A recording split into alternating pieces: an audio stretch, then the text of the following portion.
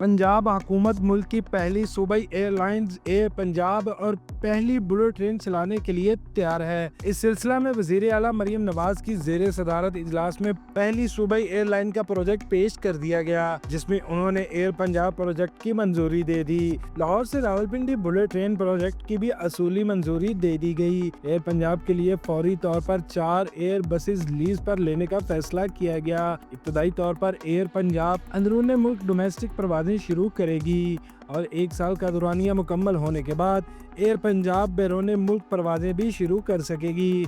मरियम नवाज ने एयर पंजाब के लिए जदीद तरीन त्यारे लीज पर लेने के लिए फौरी इंतजामात का हुक्म दे दिया।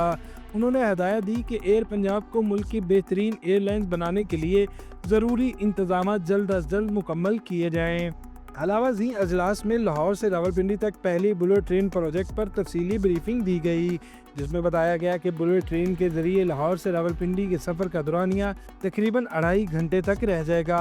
लाहौर से शादरा और नारोवाल तक हाई स्पीड ट्रेन चलाई जाएंगी। इस तरह लाहौर से रायवंड, कसूर, पाकपतन से लोधरा तक भी हाई स्पीड ट्रेन चलेगी। शेखुपुरा, जड़ावाला से शोरकोट तक हाई स्पीड ट्रेन का रूट होगा। हाई स्पीड ट्रेन शोरकोट से झंग और झंग से सरगोदा भी चलाई जाएगी। इस तरह लाला मूसा से सरगोदा बरास्ता मलकवाल हाई स्पीड ट्रेन चलाई जाएंगी, जबकि फैसलाबाद से चक जुमरा और शहीनाबाद तक भी हाई स्पीड ट्रेन का रूट होगा।